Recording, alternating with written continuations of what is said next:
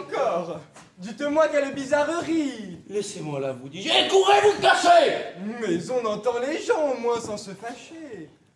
Moi, je veux me fâcher, et ne veux point t'entendre. Dans vos brusques chagrins, je ne puis vous comprendre.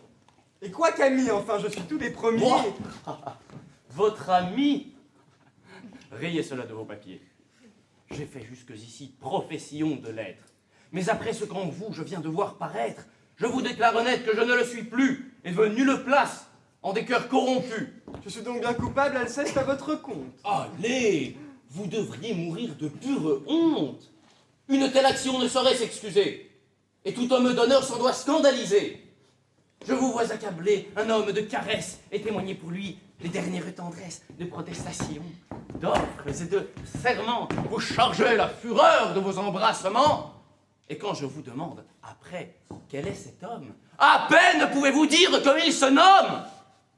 Votre charleur pour lui tombe en vous séparant, et vous me le traitez à moi d'indifférent. Morbleu, c'est une chose indigne, lâche, infâme, de s'abaisser ainsi jusqu'à trahir son âme. Et si par un malheur j'en avais fait autant, je m'irais de regret pendre d'un instant. Je ne vois pas pour moi que le cas soit pendable. Et je vous supplierais d'avoir pour agréable que je me fasse un peu grâce sur votre arrêt, et ne me pende pas pour cela, s'il vous plaît. Que la plaisanterie est de mauvaise grâce. Mais sérieusement, que voulez-vous qu'on fasse? Je veux qu'on soit sincère, et qu'en homme d'honneur, on ne lâche aucun mot qui ne parte du cœur. Lorsqu'un homme vous vient embrasser avec joie, il faut bien le payer de la même monnoie, répondre comme on peut à ses empressements et rendre offre pour offre et serment pour serment. Non. Je ne puis souffrir cette lâche méthode qu'avec la plupart de vos chants à la mode. Et je ne hais rien tant que les contorsions de tous ces grands faiseurs de protestations, ces affables d'honneur, d'embrassades frivoles, ces obligeants diseurs d'inutiles paroles qui de civilité avec tous font combat et traitent du même air l'honnête homme et le fat. Quel avantage a-t-on qu'un homme vous caresse, vous jure amitié, foi, zèle, estime, tendresse, et vous fasse de vous un éloge éclatant, lorsqu'au premier faquin il court en faire autant? Non. Non! Il n'est point d'âme un peu bien située qui veuille d'une estime ainsi prostituée. Et la plus glorieuse a des régals peu chers dès qu'on voit qu'on nous mêle avec tout l'univers. Sur quelques préférences une estime se fonde, et c'est n'estimer rien qu'estimer tout le monde. Puisque vous y donnez dans les vices du temps, morbleu, vous n'êtes pas pour être de méchants. Je refuse d'un cœur la vaste complaisance qui ne fait de mérite aucune différence. Je veux qu'on me distingue. Et pour le trancher net, l'ami du genre humain n'est point du tout mon fait. Mais quand on est du monde, il faut bien qu'on nous rende quelques devoirs civils que l'usage demande. Non, vous dis-je, on devrait châtier sans pitié ce commerce honteux de semblant d'amitié. Je veux que l'on soit homme, et qu'en toute rencontre, le fond de notre cœur dans nos discours se montre.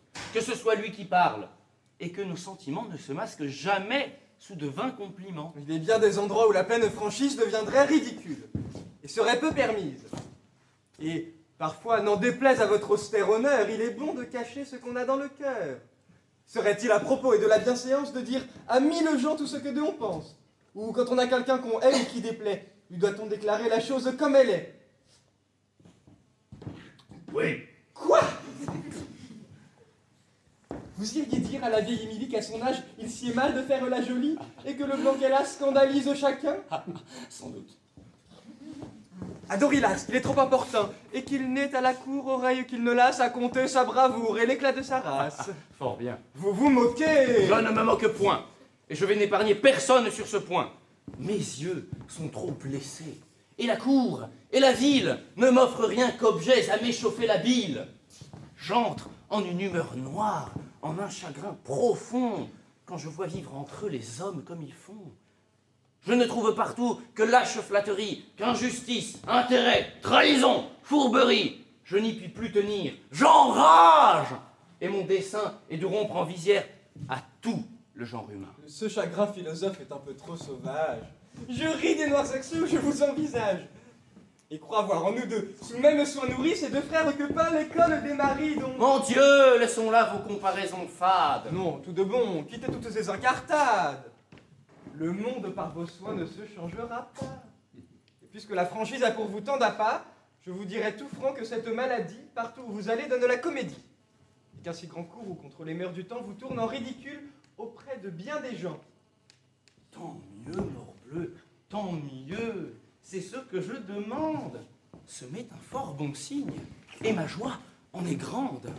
Tous les hommes me sont à tel point odieux que je serais fâché d'être sage à leurs yeux.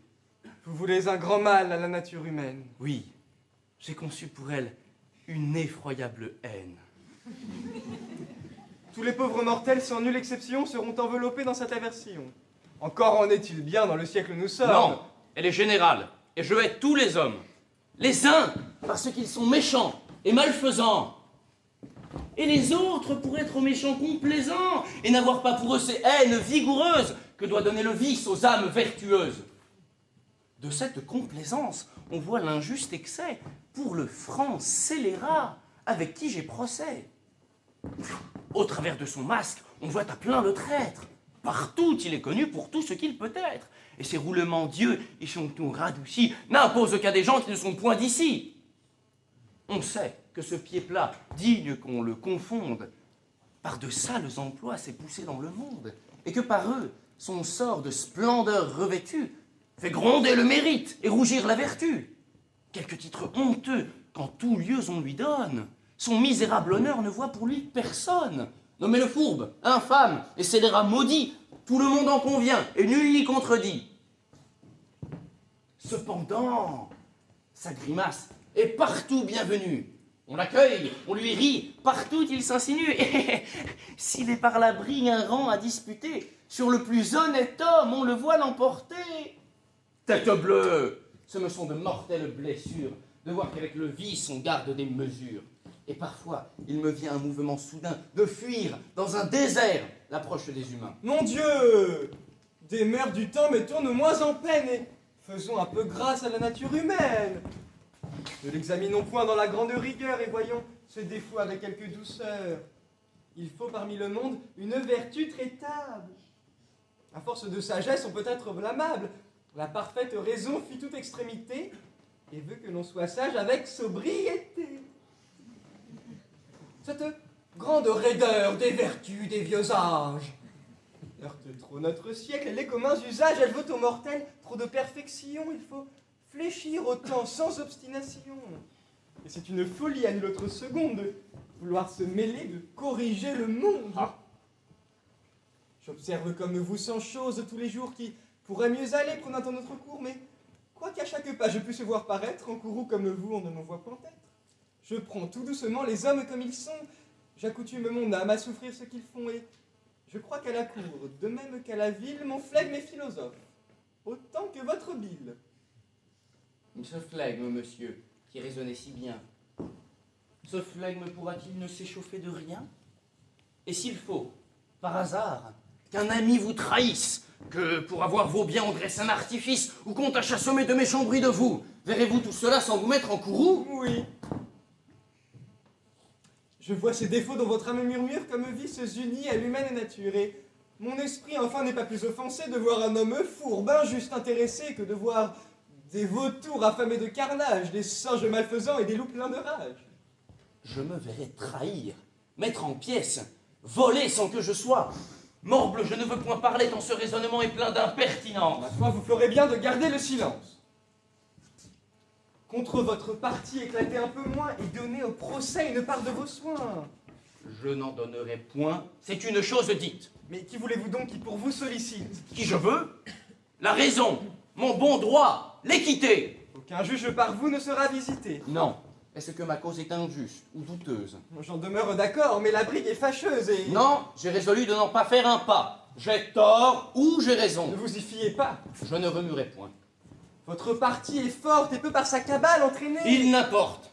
Vous vous tromperez. Soit, j'en veux voir le succès. Mais... J'aurai le plaisir de perdre mon procès. Mais enfin... Je verrai, dans cette plaiderie, si les hommes auront assez d'effronterie, seront assez méchants, scélérat et pervers pour me faire injustice aux yeux de l'univers. Quel homme! Je voudrais, m'en coûta-t-il grand-chose, pour la beauté du fait, avoir perdu ma cause. On se rirait de vous, Alceste tout de bon, si l'on vous entendait parler de la façon. Tant pis pour qui rirait. Mais cette rectitude, que vous voulez en tout avec exactitude, cette pleine droiture où vous vous renfermez, la trouvez-vous ici dans ce que vous aimez? Je m'étonne, pour moi, qu'étant, comme il me semble, vous et le genre humain si fort brouillés ensemble, malgré tout ce qui peut vous le rendre odieux, vous ayez pris chez lui ce qui charme vos yeux. Et mon esprit, enfin, s'étonne encore plus que cet étrange choix, votre cœur s'engage. La sincère Éliante a du penchant pour vous. La prude Arsinoé vous voit d'un œil fort doux, cependant. À leur vœu, votre âme se refuse, tandis qu'on Célimène l'amuse, de qui l'humeur coquette et l'esprit médisant semblent si fort donnés dans les mœurs d'à présent. D'où vient que, leur portant une haine mortelle, vous pouvez bien souffrir ce qu'en tient cette belle. Ne sont-ce plus défauts dans un objet si doux? Ne les voyez-vous pas? Ou les excusez-vous? Non, l'amour que je sens pour cette jeune veuve ne ferme point mes yeux aux défauts qu'on lui trouve. Et je suis, quel quart d'heure qu'elle m'ait pu donner, le premier à les voir, comme à les condamner. Mais avec tout cela, quoi que je puisse faire, je confesse mon faible. Elle a l'art de me plaire. J'ai beau voir ses défauts, et j'ai beau l'en blâmer en dépit qu'on en est. Elle se fait aimer. Sa grâce est la plus forte. Et sans doute ma flamme, de ses vices du temps, pourra purger son âme. Si vous faites cela, vous ne ferez pas peu. Oui, Vous croyez être donc aimé d'elle. oui, parbleu, je ne l'aimerais point si je ne croyais l'être. Mais si son amitié pour vous se fait paraître, d'où vient que vos rivaux vous causent de l'ennui? C'est qu'un cœur bien atteint veut qu'on soit tout à lui. Et je ne viens ici qu'à dessein de lui dire tout ce que là-dessus ma passion m'inspire. Pour moi, si je n'avais qu'à former des désirs, sa cousine Éliante aurait tous mes soupirs. Son cœur, qui vous estime, est solide et sincère, et ce choix plus conforme était mieux votre affaire. Il est vrai. Ma raison me le dit chaque jour. Mais la raison n'est pas ce qui règle l'amour. Je crains fort pour vos feux, et l'espoir où vous êtes pourrait... J'ai su là-bas que pour quelques emplettes, Éliante est sortie et Célimène aussi. Mais comme l'on m'a dit que vous étiez ici, j'ai monté pour vous dire, et d'un cœur véritable, que j'ai conçu pour vous une estime incroyable, et que depuis longtemps, cette estime m'a mis dans un ardent désir d'être de vos amis. Oui, mon cœur au mérite aime à rendre justice, et je brûle qu'un nœud d'amitié nous unisse. Je crois qu'un ami chaud et de ma qualité n'est assurément pas pour être rejeté. C'est à vous, s'il vous plaît, que ce discours s'adresse. À moi, monsieur? À vous. Trouvez-vous qu'il vous blesse? Non pas. Mais la surprise est fort grande pour moi, et je n'attendais point l'honneur que je reçois. L'estime où je vous tiens ne doit point vous surprendre, et de tout l'univers, vous la pouvez prétendre.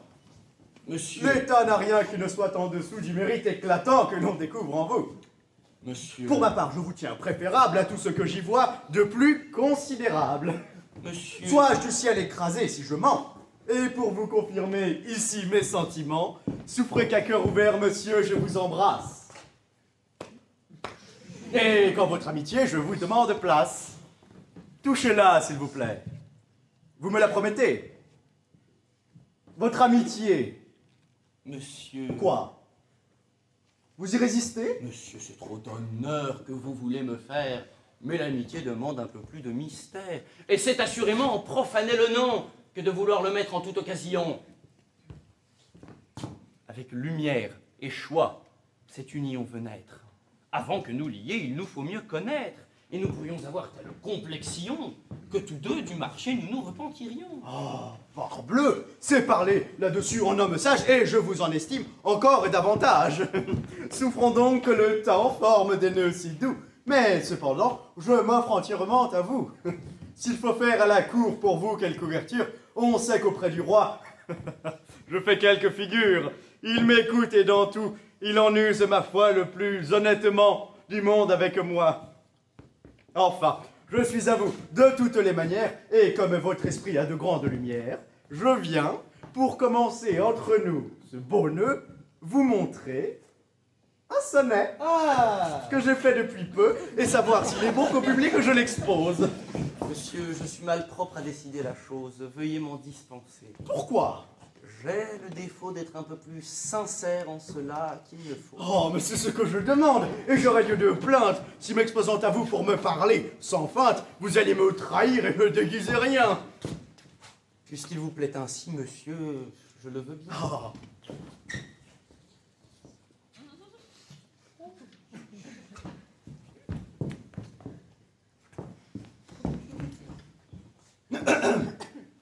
Sonnet.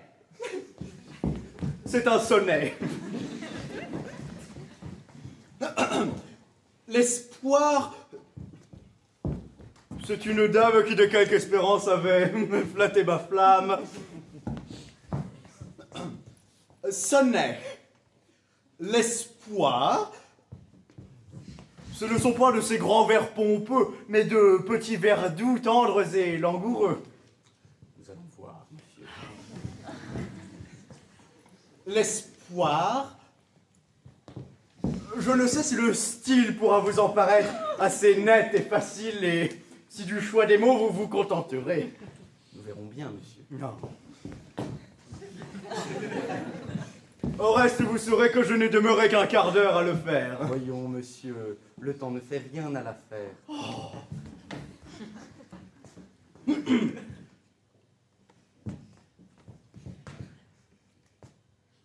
L'espoir, il est vrai, nous soulage et nous berce un temps notre ennui.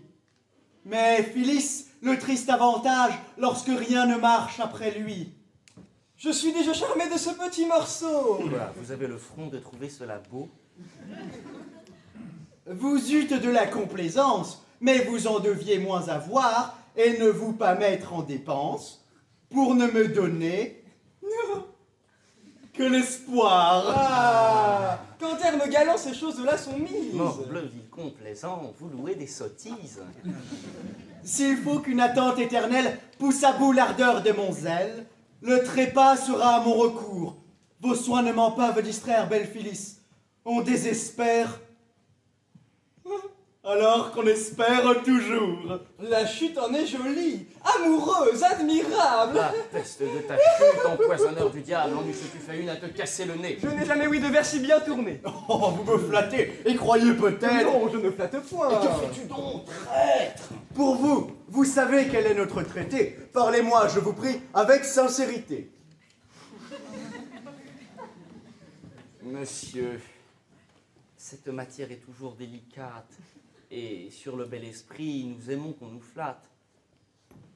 Mais un jour, à quelqu'un dont je tairai le nom, je disais, en voyant des vers de sa façon, qu'il faut qu'un galant homme ait toujours grand empire sur les démangeaisons qui nous prennent d'écrire, qu'il doit tenir la bride aux grands empressements, qu'on a de faire éclat de tels amusements, et que, par la chaleur de montrer ses ouvrages, on s'expose à jouer de mauvais personnages. Ce que vous voulez me déclarer par là, que j'ai tort de vouloir... Je ne dis pas cela, mais je lui disais, moi, qu'un froid écrit assomme, qu'il ne faut que ce faible à récrier un homme. Écoutons, d'autre part, sans belle qualité, on regarde les gens par leur méchant côté.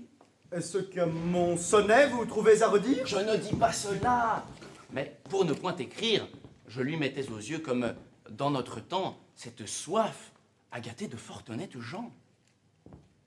Est-ce que j'écris mal? Et le ressemblerai-je? Je ne dis pas cela, mais enfin, lui disais-je, quel besoin si pressant avez-vous de rimer? Et qui diantre vous pousse à vous faire imprimer? Si l'on peut pardonner l'essor d'un mauvais livre, ce n'est qu'aux malheureux qui composent pour vivre. Croyez-moi, résistez à ces tentations, dérobez au public vos occupations, et n'allez point quitter de quoi que l'on vous somme le nom que dans la cour vous avez d'honnête homme, pour prendre de la main d'un avide imprimeur celui de ridicule et misérable auteur. Oh! C'est ce que je tâchais de lui faire comprendre. Voilà qui va fort bien, et je crois vous entendre. Mais ne puis-je savoir ce que dans mon sonnet... Franchement, il est bon à mettre au cabinet. Oh! Vous vous êtes réglé sur de méchants modèles, et vos expressions ne sont point naturelles. Qu'est-ce que nous berce un temps notre ennui, et que rien ne marche après lui, que ne vous pas mettre en dépense pour ne me donner que l'espoir, et que Félix on désespère, alors qu'on espère toujours. Ce style figuré dont on fait vanité sort du bon caractère et de la vérité. Ce n'est que jeu de mots, qu'affectation pure, et ce n'est point ainsi que parle la nature. Le méchant bout du siècle, en cela me fait peur. Nos pères, tout grossiers, l'avaient beaucoup meilleur. Et je prise bien moins tout ce que l'on admire qu'une vieille chanson que je m'en vais vous dire. Si le roi m'avait donné Paris, sa grande ville, et qu'il me fallut quitter l'amour de mamie, je dirais au roi Henri, reprenez votre Paris. J'aime mieux mamie au guet, j'aime mieux mamie. La rime n'est pas riche, et le style en est vieux, mais ne voyez-vous pas que cela vaut bien mieux que ces colifichets dont le bon sens murmure, et que la passion parle là toute pure? Si le roi m'avait donné Paris, sa grande ville, et qu'il me fallut quitter l'amour de mamie, je dirais au roi Henri, reprenez votre Paris, j'aime mieux mamie au guet, j'aime mieux mamie. Voilà ce que peut dire un cœur vraiment épris. Oui, monsieur le rieur, malgré vos beaux esprits, j'estime plus cela que la pompe fleurie de tous ces faux brillants, où chacun se récrie. Et moi, je vous soutiens que mes vers sont fort bons. Pour les trouver ainsi, vous avez vos raisons. Mais vous trouverez bon que j'en puisse avoir d'autres qui se dispenseront de se soumettre aux vôtres. Il me suffit de voir que d'autres en font cas. C'est qu'ils ont l'art de feindre, et moi je ne l'ai pas. Croyez-vous donc avoir tant d'esprit en partage? Si je louais vos vers, j'en aurais davantage. Je me passerais bien que vous les approuviez. Il faudra, s'il vous plaît, que vous vous en passiez. J'aimerais bien pourvoir que de votre manière, vous en composassiez sur la même matière. J'en pourrais, par malheur, faire d'aussi méchants, mais je me garderai de les montrer aux gens. Vous me parlez bien ferme, et c'est suffisance. Autre part que chez moi, cherchez qui vous encense. Mais mon petit monsieur, prenez-le un peu moins haut. Ma foi, mon grand monsieur, je le prends comme il faut. Mais messieurs, c'en est trop. Laissez cela, de grâce. Oh, j'ai tort, je l'avoue, et je quitte la place. Je suis votre valet, monsieur, de tout mon cœur. Et moi, je suis monsieur, votre humble serviteur.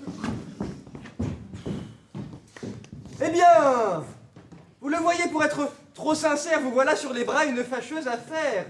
Et j'ai bien vu Coronte afin d'être flatté. Laissez-moi là. Mais... Plus de société. C'est trop... Ne me parlez pas. C'est quoi Point de langage. Mais quoi? Je n'entends rien. Mais... Encore. On Ah, outrage. parbleu, c'en est trop. Ne suivez point mes pas. Vous vous moquez de moi? Je ne vous quitte pas.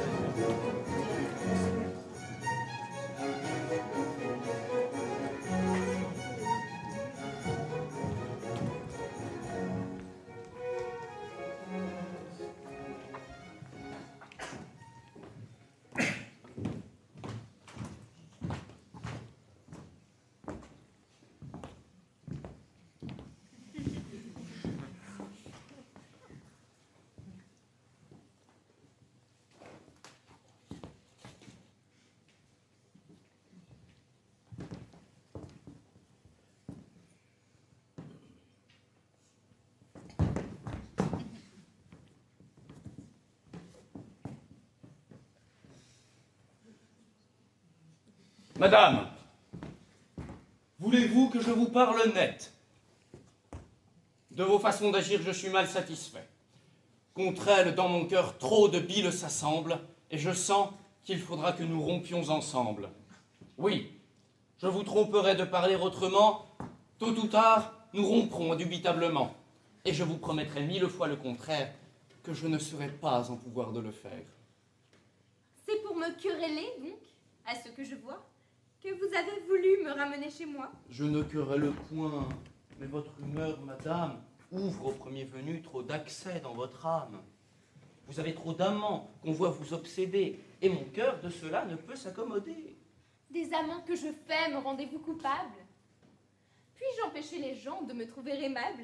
Et lorsque pour me voir, ils font de tous efforts, dois-je prendre un bâton pour les mettre dehors? Non, ce n'est pas madame un bâton qu'il faut prendre, mais un cœur, à leurs vœux moins facile et moins tendre. Je sais que vos appâts vous suivent en tout lieu, mais votre accueil retient ce qu'attirent vos yeux. Et sa douceur offerte à qui vous rend les armes achève sur les cœurs l'ouvrage de vos charmes. Ce trop riant espoir que vous leur présentez attache autour de vous leurs assiduités. Et votre complaisance, un peu moins étendue, de tant de soupirants, chasserait la cohue. Mais au moins, dites-moi, madame, par quel sort votre cli tendre à l'heure de vous plaire si fort? Sur quel fond de mérite et de vertu sublime appuyez-vous en lui l'honneur de votre estime? Est-ce par l'ongle long qu'il porte au petit doigt qu'il s'est acquis chez vous l'estime où l'on le voit? Vous êtes-vous rendu, avec tout le beau monde, au mérite éclatant de sa perruque blonde? Sont-ce ces grands canons qui vous le font aimer? L'amas de ses rubans a-t-il su vous charmer? Est-ce par les appâts de sa vaste rein grave qu'il a gagné votre âme en faisant votre esclave? Ou sa façon de rire et son ton de faussaire ont-ils de vous toucher si trouver le secret? Qu'injustement de lui vous prenez de l'ombrage. Ne savez-vous pas bien pourquoi je le ménage? Et que dans mon procès, ainsi qu'il m'a promis, il peut intéresser tout ce qu'il a d'amis. Perdez votre procès, madame, avec constance, et ne ménagez point un rival qui m'offense. Mais de tout l'univers, vous devenez jaloux? C'est que tout l'univers est bien reçu de vous. C'est ce qui doit rasseoir votre âme effarouchée, puisque ma complaisance est sur tous épanchée. Et vous auriez plus lieu de vous en offenser, si vous me la voyiez sur un seul ramassé. Mais moi, que vous blâmez de trop de jalousie, qu'ai-je de plus que tous, madame, je vous prie? Le bonheur de savoir que vous êtes aimée. Et quel lieu de le croire à mon cœur enflammé? Je pense qu'ayant pris le soin de vous le dire, un aveu de la sorte a de quoi vous suffire. Mais qui m'assurera que dans le même instant, vous n'en disiez peut-être aux autres tout autant? Certes.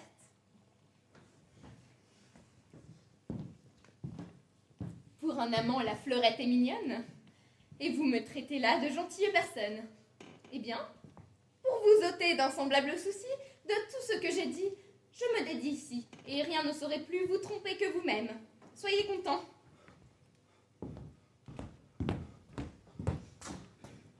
Morbleu, faut-il que je vous aime?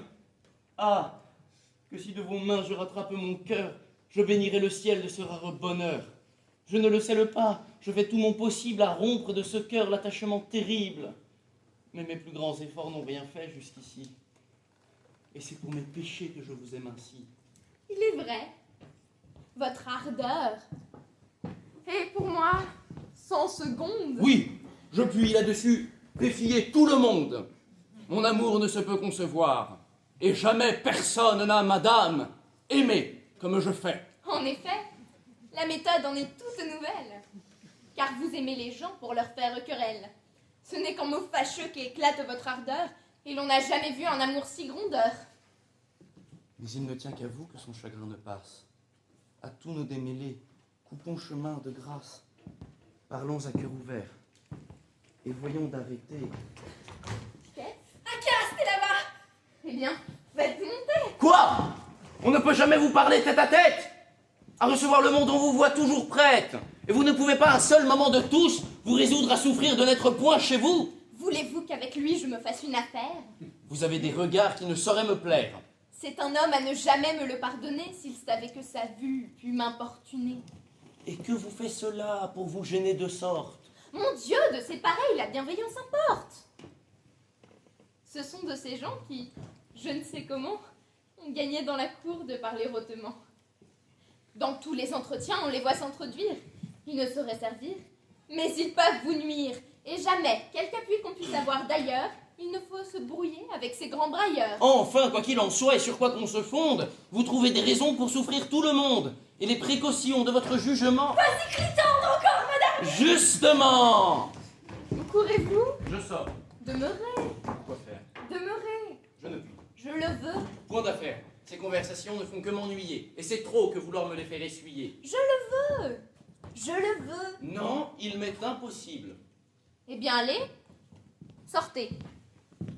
Il vous est tout loisible. Voici les deux marquis qui m'ont voté avec nous. Voulait-on venir dire? Oui, des sièges pour tous. Vous n'êtes pas sorti. Non. Je veux, madame, ou pour eux, ou pour moi, faire expliquer votre âme. Taisez-vous. Aujourd'hui, vous vous expliquerait. Vous perdez le sens. Point. Vous vous déclarerez. Vous prendrez parti. Vous vous moquez, je pense. Non, mais vous choisirez. C'est trop de patience. Parbleu! Je viens de Lourdes, Cléante au lever, madame, a bien paru ridicule à chevet. N'as-tu point quelque ami qui puisse, sur ses manières d'un charitable avis, lui prêter les lumières? Dans le monde, à vrai dire, il se barbouille fort. Partout, il porte un air qui saute aux yeux d'abord. Et lorsqu'on le revoit après un peu d'absence, on le retrouve encore plus plein d'extravagance. Parbleu, s'il faut parler de gens extravagants, je viens d'en essuyer un des plus fatigants. Damon, le raisonneur, qui m'a, ne vous déplaise, une heure au grand soleil tenu hors de ma chaise. C'est un parleur étrange et qui trouve toujours l'art de ne vous rien dire avec de grands discours. Dans les propos qu'il tient, on ne voit jamais goutte, et ce n'est que du bruit que tout ce qu'on écoute. Ça devenait pas mal. Et contre le prochain, la conversation prend un assez bon train. Dimante encore, madame, est un bon caractère. C'est de la tête aux pieds un homme tout mystère qui vous jette en passant un coup d'œil égaré et sans aucune affaire et toujours affairé. Tout ce qu'il vous débite en grimaces abonde, à force de façon il assomme le monde. Sans cesse il a tout bas pour rompre l'entretien, un secret à vous dire, et ce secret n'est rien. De la moindre bêtise, il fait une merveille, et jusqu'au bonjour il dit tout à l'oreille. Et Gérald, madame? Oh, l'ennuyeux conteur! Jamais on ne le voit sortir du grand seigneur. Dans le brillant commerce, il se mêle sans cesse et ne cite jamais que duc, prince ou princesse. La qualité l'entête. Et tous ces entretiens ne sont que de chevaux, d'équipages et de chiens. Il tutoie en parlant ceux du plus haut étage et le nom de monsieur est chez lui hors d'usage.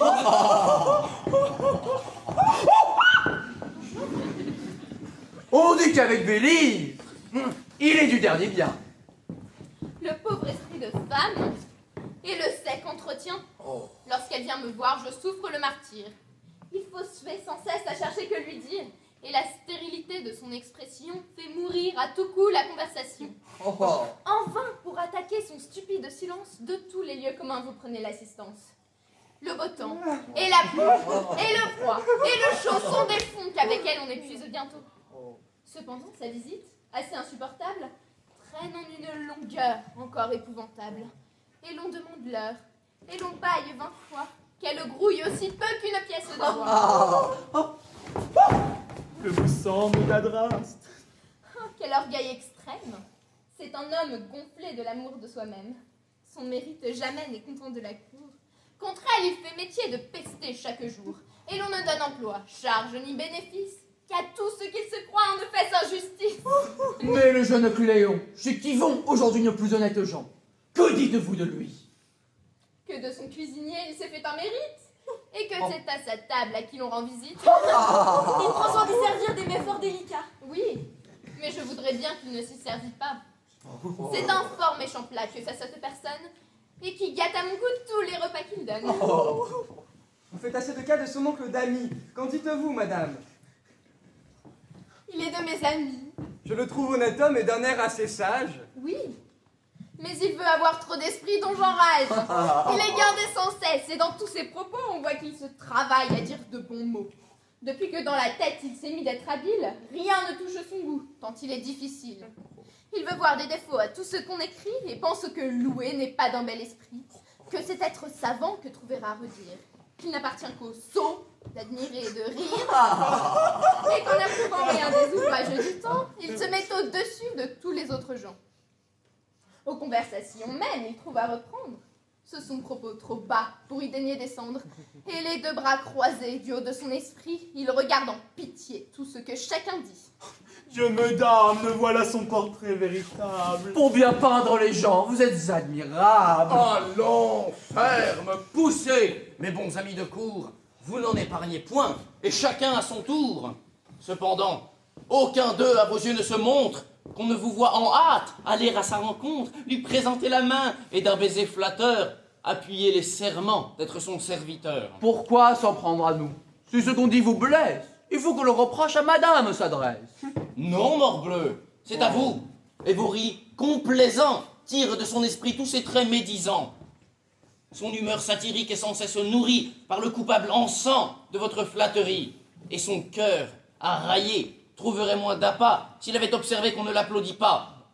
C'est ainsi qu'aux flatteurs on doit partout se prendre des vices où l'on voit les humains se répandre. Mais pourquoi pour ces gens un intérêt si grand, vous qui condamneriez ce qu'en d'eux on reprend? Et ne faut-il pas bien que monsieur contredise?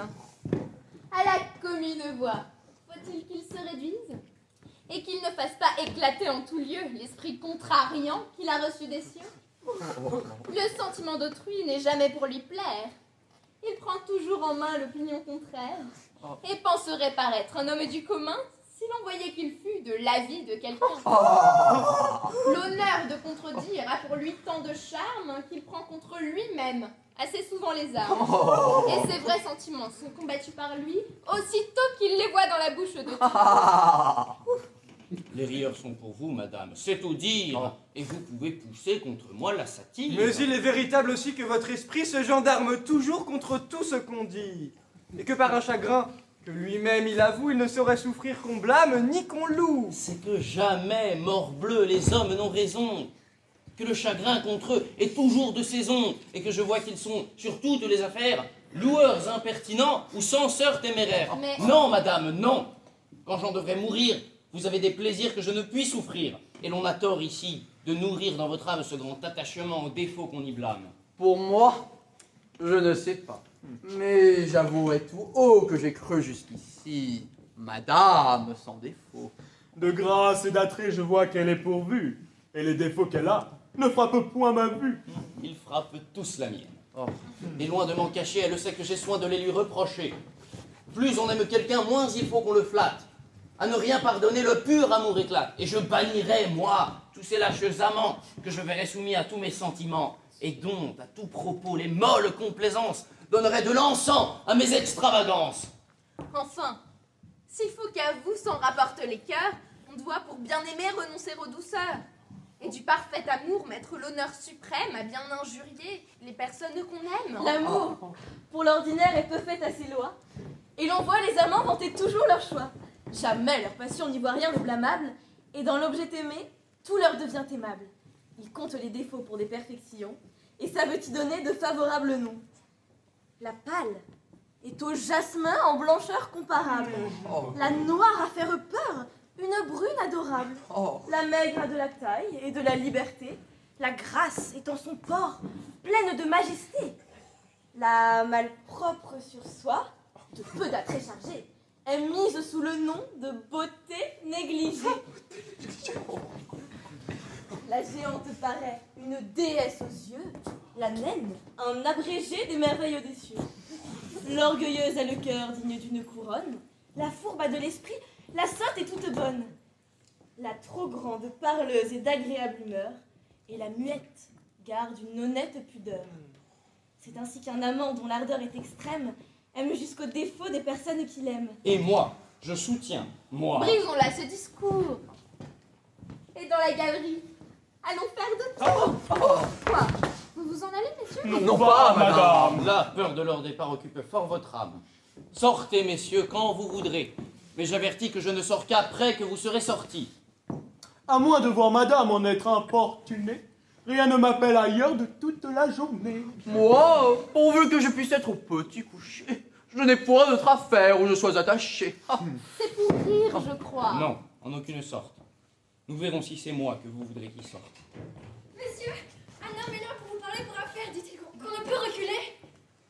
Dis-lui que je n'ai point d'affaires si pressées. Il porte une jaquette à grands passes plissés avec du d'or dessus. Allez voir ce que c'est. Ou bien faites-le entrer.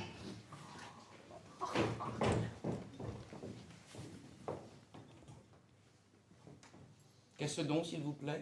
Venez, monsieur. Monsieur, j'ai 2 mots à vous dire. Vous pouvez parler haut, monsieur, pour m'en instruire.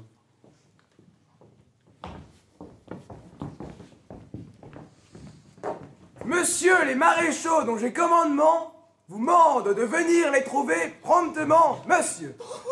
Moi, monsieur? Vous-même. Et pourquoi faire? C'est de Ronte et de vous la ridicule affaire. Comment? Ronte et lui se sont tantôt bravés sur certains petits vers qu'il n'a pas approuvés. Et l'on veut assouplir la chose en sa naissance. Moi, je n'aurai jamais de lâche complaisance. Mais il faut suivre l'ordre. Allons, disposez-vous. Quel accommodement veut-on faire entre nous? La voix de ces messieurs me condamnera-t-elle à trouver bons les vers qui font notre querelle? Je ne me dédie point de ce que j'en ai dit. Je les trouve méchants. Mais d'un plus doux esprit. Je n'en démordrai point. Les vers sont exécrables. Vous devez faire revoir des sentiments traitables. Allons, venez.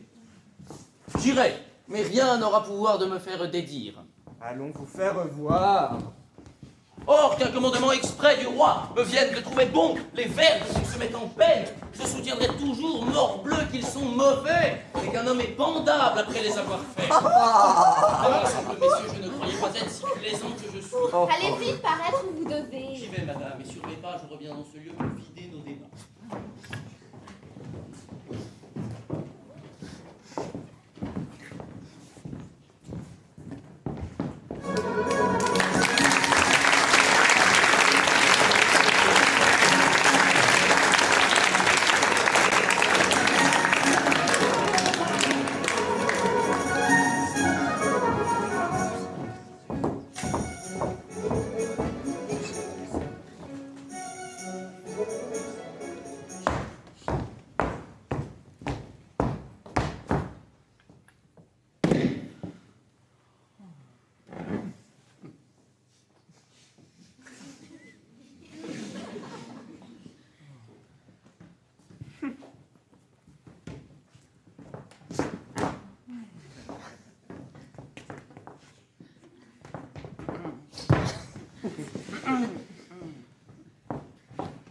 Cher marquis, je te vois l'âme bien satisfaite. Toute chose t'égaye et rien ne t'inquiète. En bonne foi, crois-tu, sans t'éblouir les yeux, avoir de grands sujets de paraître joyeux? Parbleu, je ne vois pas lorsque je m'examine ou prendre aucun sujet d'avoir l'âme chagrine. J'ai du bien, je suis jeune et sors d'une maison qui se peut dire noble. Avec quelques raisons. Et je crois, par le rang que me donne ma race, qu'il est fort peu d'emplois dont je ne sois en passe. Pour le cœur, dont surtout nous devons faire cas, on sait sans vanité que je n'en manque pas. Et l'on m'a vu pousser dans le monde une affaire d'une assez vigoureuse et gaillarde manière. Pour de l'esprit, Oui.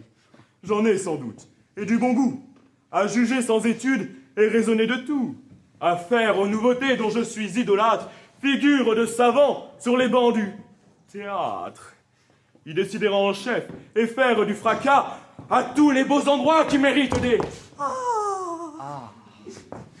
Je suis assez adroit. J'ai bon air, bonne mine, les dents belles surtout, et la taille fort fine. Quant à se mettre bien, je crois sans me flatter qu'on serait malvenu de me le disputer. Je me vois dans l'estime, autant qu'on y puisse être, fort aimé du beau sexe, et bien auprès du maître. Je crois qu'avec cela, mon cher marquis, je crois qu'on peut, par tout pays, être content de soi. Oui. Oui, mais trouvant ailleurs de conquêtes faciles, pourquoi pousser ici des soupirs inutiles? Moi, parbleu, je ne suis de taille ni d'humeur à pouvoir d'une belle essuyer la froideur. C'est aux gens mal tournés, aux mérites vulgaires, à brûler constamment pour des beautés sévères, à languir à leurs pieds et souffrir leur rigueur, à chercher le secours des soupirs et des pleurs, et tâcher, par des soins d'une très longue suite, d'obtenir ce qu'on nie à leur peu de mérite. Mais les gens de mon air marqué ne sont pas faits pour aimer à crédit et faire tous les frais. Quelque rare que soit le mérite des belles, je pense, Dieu merci, qu'on veut son prix, comme elle, que pour se faire honneur, D'un cœur comme le mien, ce n'est pas la raison qu'il ne leur coûte rien. Et qu'au moins, à tout mettre en de justes balances, il faut qu'à frais commun se fassent les avances. Tu penses donc, marquis, être fort bien ici? J'ai quelques lieux marqués de le penser ainsi. Crois-moi, détache-toi de cette erreur extrême. Tu te flattes, mon cher, et t'aveugles toi-même. Il est vrai, je me flatte et m'aveugle, en effet. Mais qui te fait juger ton bonheur si parfait? Je me flatte, Sur quoi fonder tes conjectures? je m'aveugle, En as-tu des preuves qui soient sûres? je m'abuse, te dis-je. Est-ce que de ces vœux, Célimène t'a fait quelques secrets aveux? Non, je suis maltraité. Réponds-moi, je te prie. Je n'ai que des rebuts. Laissons la raillerie et me dis quel espoir on peut t'abandonner. Je suis le misérable. Et toi, le fortuné? On a pour ma personne une aversion grande. Et quelqu'un de ces jours, il faut que je me pende. Oh ça, veux-tu, marquis, pour ajuster nos vœux, que nous tombions d'accord d'une chose de tous deux? Que qui pourra montrer une marque certaine d'avoir meilleure part au cœur de Célimène? L'autre, ici, fera place au vainqueur prétendu et le délivrera d'un rival assidu. Ah, parbleu, tu me plais avec un tel langage. Et du bon de mon cœur, à cela, je m'engage. Oh. Mais chut. Encore ici. Oh, l'amour retient nos pas. Je viens d'ouïr entrer un carrosse là-bas. Savez-vous qui c'est? Non. Sinon, madame, monte ici pour vous voir. Que me veut cette femme? Eliante là-bas est à l'entretenir. De quoi s'avise-t-elle? Et qui l'a fait venir? Pour prix de consommer en tout lieu, elle passe. Et l'ardeur de son zèle. Oui, franche grimace. Dans la mêlée du monde, et ce soin tente tout pour accrocher quelqu'un sans en venir à bout.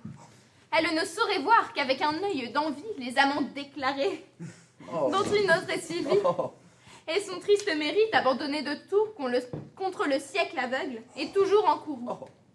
Elle tâche à couvrir d'un faux voile de prude ce que chez elle on voit d'affreuse solitude. Et pour sauver l'honneur de ses faibles appâts, elle attache du crime au pouvoir qu'ils n'ont pas. Cependant, un amant plairait fort à la dame, et même pour Alceste, elle a tendresse d'âme. Ce qu'il me rende soin, outrage ses attraits, elle veut que ce soit un vol que je lui fais. Et son jaloux dépit qu'avec peine elle le cache en tous endroits sous main, contre moi, se détache. Enfin, je n'ai rien vu de si sot à mon gré, elle est impertinente au suprême degré.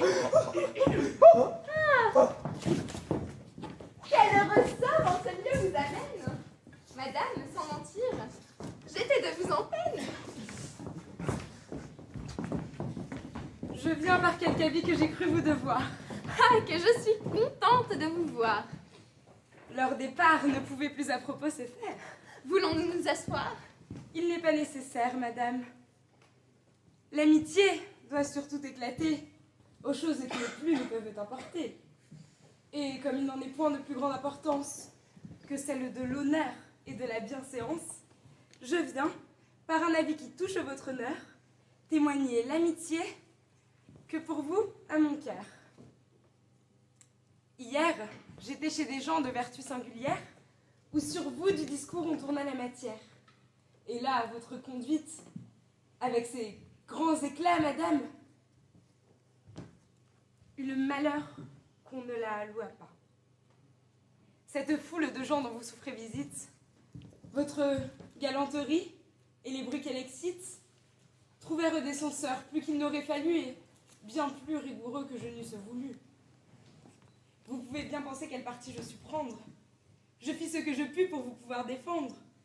Je vous excusai fort de votre intention et voulus de votre âme être la caution. Mais vous savez qu'il est des choses dans la vie qu'on ne peut excuser, quoi qu'on en ait envie, et je me vis contrainte à demeurer d'accord que l'air dont vous viviez vous faisait un peu tort. Qu'il prenait dans le monde une méchante face, qu'il n'est compte fâcheux que partout on en fasse, et que, si vous vouliez, tous vos déportements pourraient moins donner prise au mauvais jugement. Non que j'y crois au fond l'honnêteté blessée, me préserve le ciel d'en avoir la pensée. Mais aux ombres du crime, on prête aisément foi, et ce n'est pas assez de bien vivre pour soi. Madame, je vous crois aussi l'âme trop raisonnable pour ne pas prendre bien cet avis profitable. et ne l'attribuer qu'au mouvement secret d'un zèle qui m'attache à tous vos intérêts. Madame, j'ai beaucoup de grâces à vous rendre. Un tel avis m'oblige, et loin de le mal prendre, j'en prétends reconnaître à l'instant la faveur par un avis aussi qui touche votre honneur. Et comme je vous vois vous montrer mon ami en m'apprenant les bruits que de moi l'on publie, je veux suivre à mon tour un exemple si doux en vous avertissant de ce qu'on dit de vous. En un lieu, l'autre jour, où je faisais visite, je trouvais quelques gens d'un très rare mérite, qui, parlant des vrais soins d'une âme qui vit bien, fit retomber sur vous, Madame l'entretien. Là, votre pruderie et vos éclats de zèle ne furent pas cités comme un fort bon modèle. Cette affectation d'un grave extérieur, vos discours éternels de sagesse et d'honneur, vos mines et vos cris aux ombres d'indécence, que d'un mot ambigu peut avoir l'innocence, cette hauteur d'estime où vous êtes de vous, et ces yeux de pitié que vous jetez sur tout, vos fréquentes leçons et vos aigres censures sur des choses qui sont innocentes et pures, tout cela, si je puis vous parler franchement, madame, fut blâmé d'un commun sentiment. À quoi bon, disait-il, cette mine modeste, et ce sage dehors que dément tout le reste? Elle est à bien prier, exact au dernier point, mais elle bat ses gens et ne les paye point. Dans tous les lieux dévots, elle est à un grand zèle, mais elle met du blanc et veut paraître belle. Elle fait des tableaux couvrir les nudités, mais elle a de l'amour pour les réalités. Pour moi, contre chacun, je prie votre défense, et leur assurai fort que c'était médisance.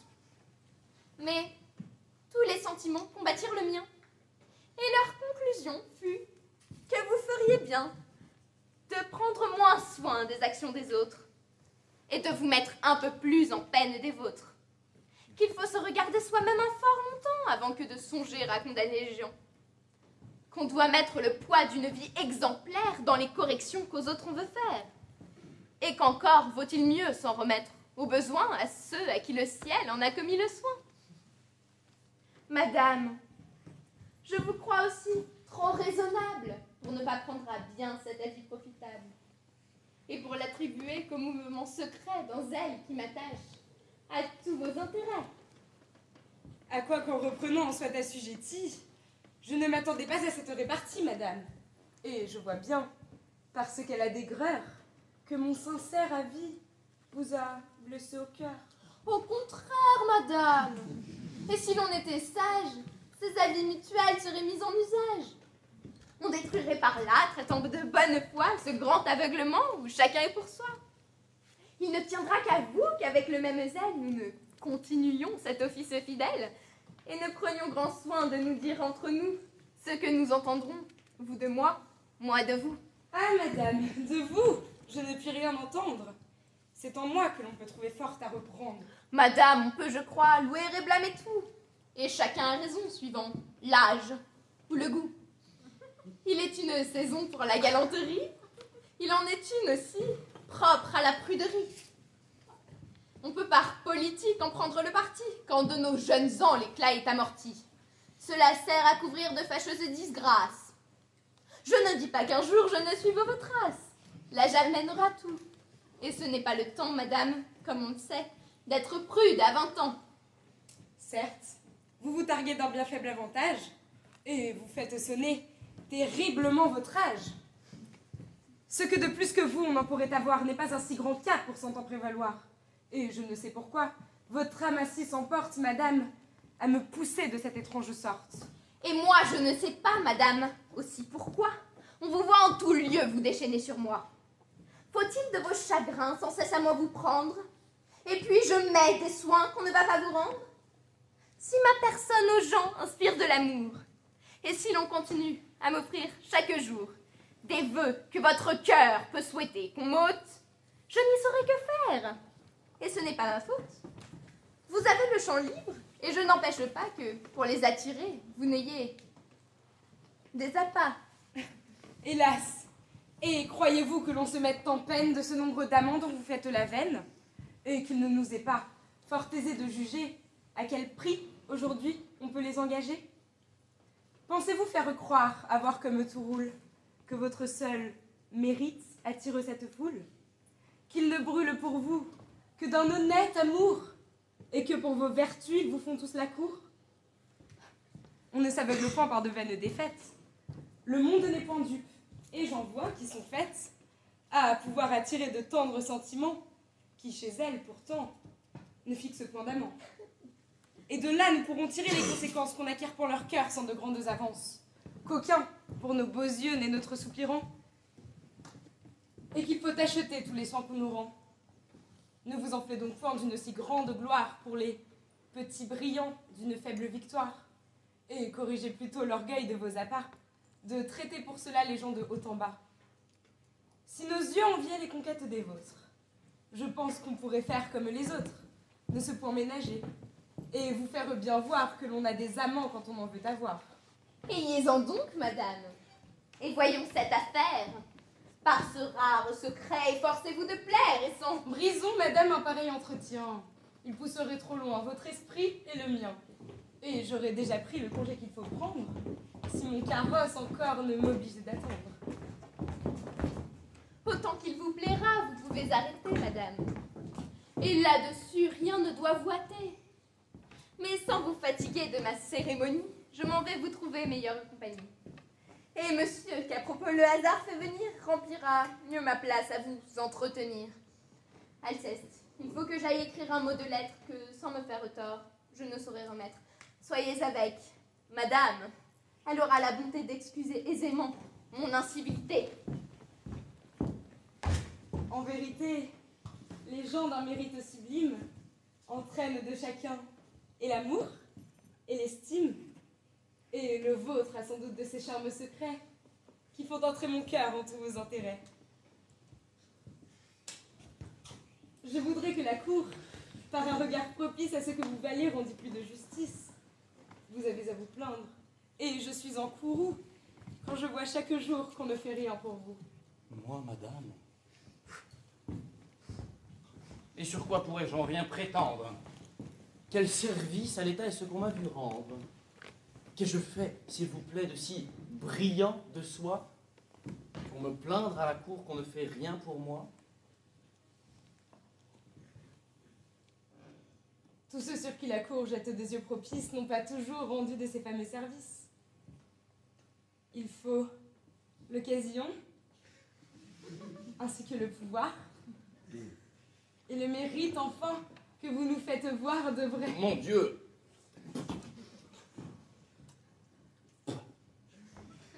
Laissons mon mérite de grâce. De quoi voulez-vous là que la cour s'embarrasse? Elle aurait fort à faire, et ses soins seraient grands d'avoir à déterrer le mérite des gens. Un mérite éclatant se déterre lui-même. Du vôtre, en bien des lieux, on fait un cas extrême.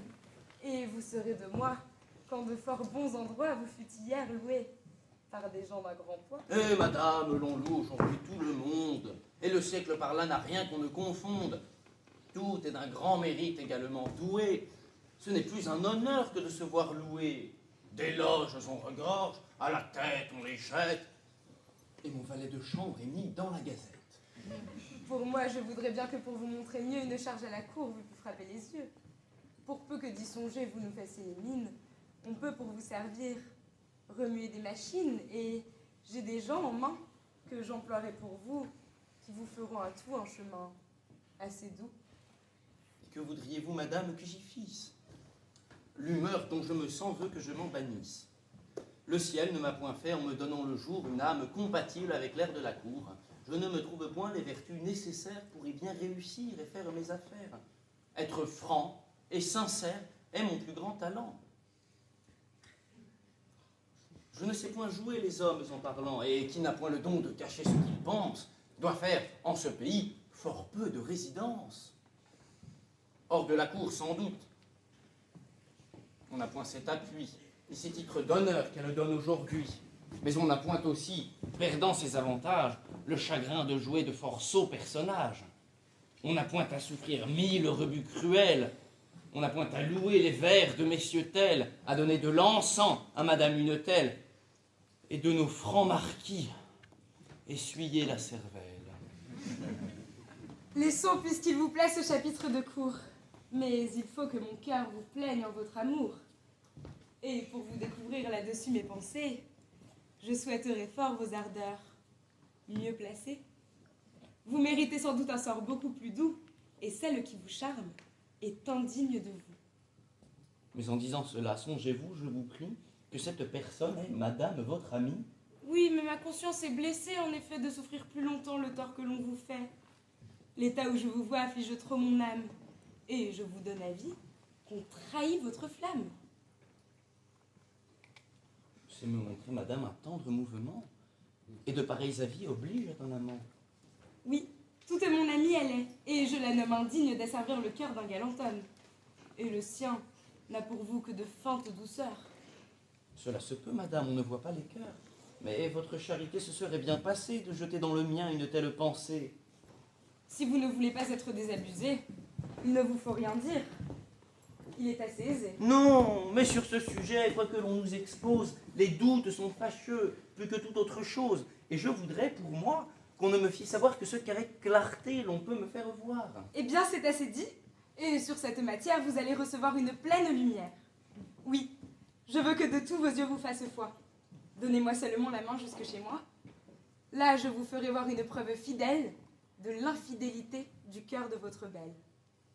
Et si pour d'autres yeux le vôtre peut brûler, nous saurons vous offrir de quoi vous consoler.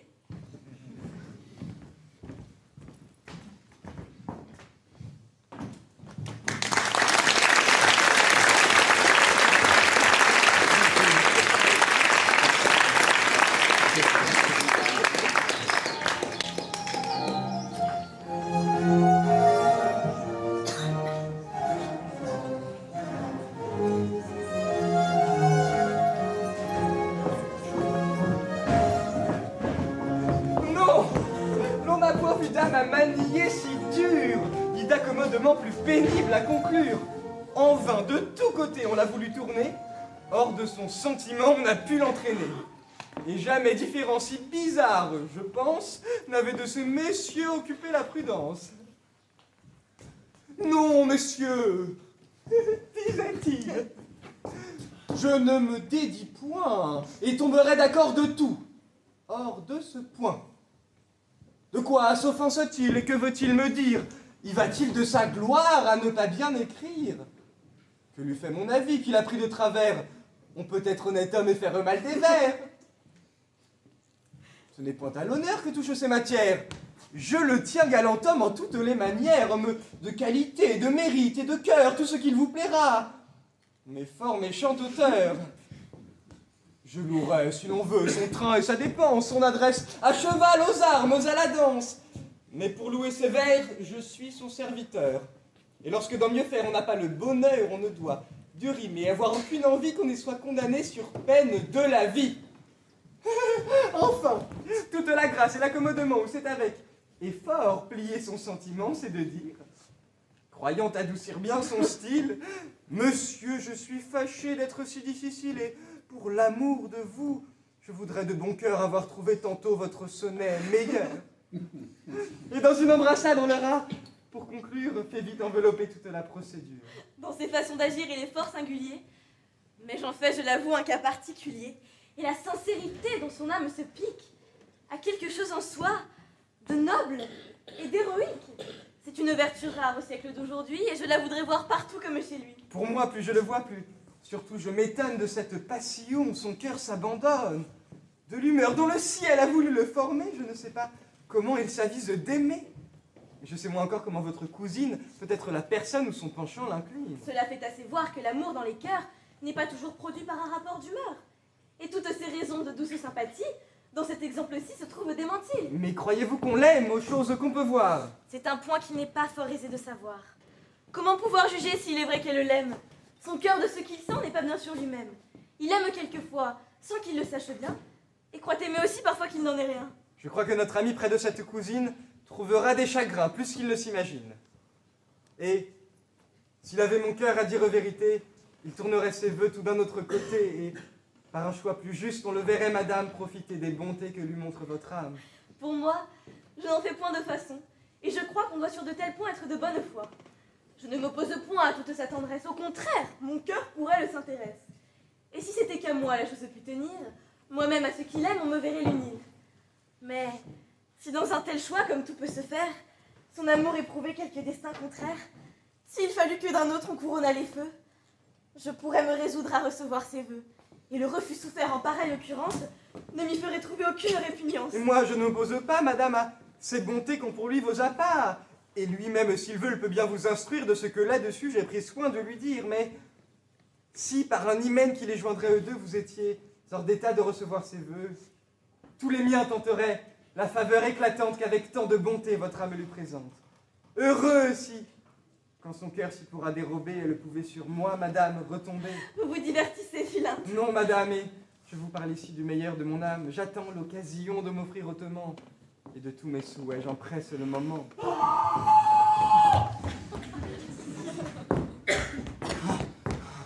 Faites-moi raison, madame, d'une offense qui vient de triompher de toute ma constance. Qu'est-ce donc?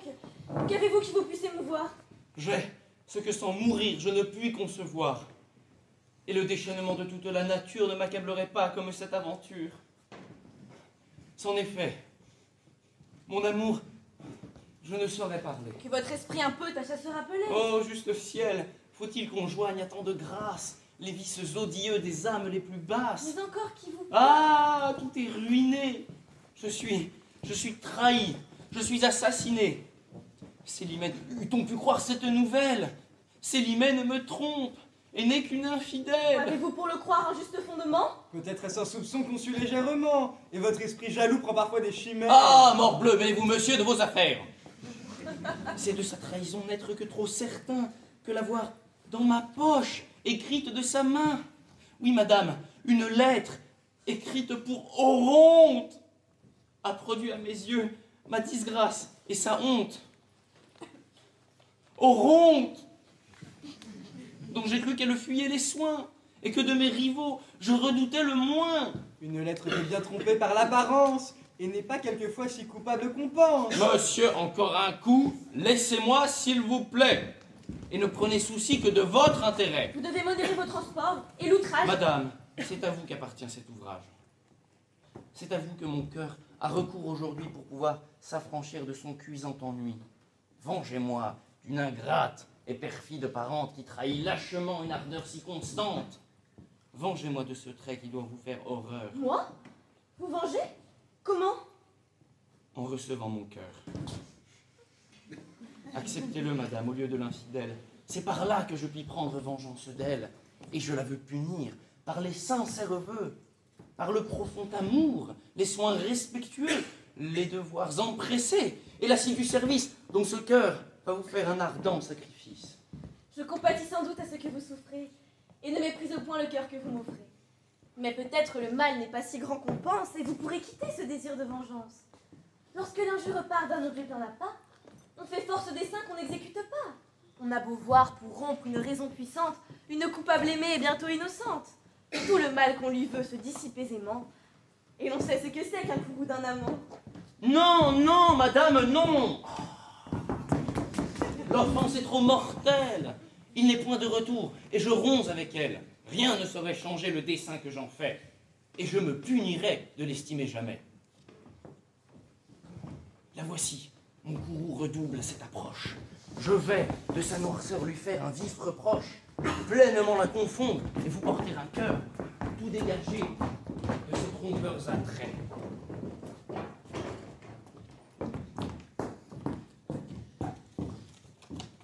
Oh, ciel, de mes transports puis-je être ici le maître?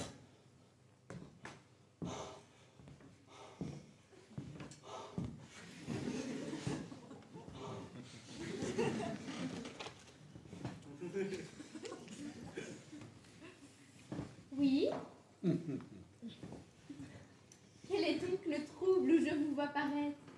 Et que me veulent dire et ces soupirs poussés et ces sombres regards que sur moi vous mettez?